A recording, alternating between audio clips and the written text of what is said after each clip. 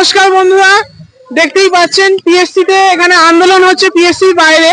কিন্তু এখানে আমি দেখি অবাক হয়ে গেলাম, পিএসসির বিরুদ্ধে মানে এই আন্দোলনকারীদের বিরুদ্ধে আন্দোলন করতে এসছেন একজন দালাল।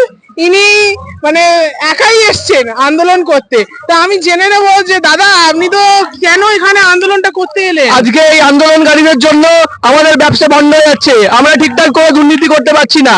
এই জন্য আমার আজকে আমি বিদ্রোহ করতে এসেছি আন্দোলনকারীদের বিরুদ্ধে।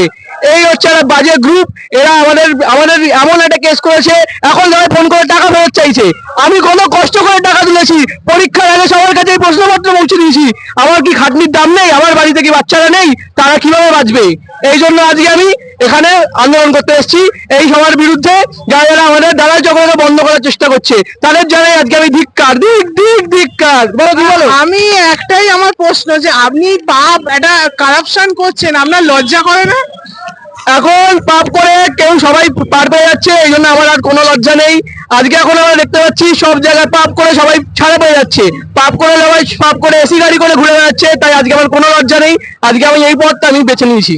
তা আপনি তো স্টুডেন্টদের ভবিষ্যতের সাথে ছিনিমিনি খেলছেন, এটা কি ঠিক? আপনার কি মনে হয়?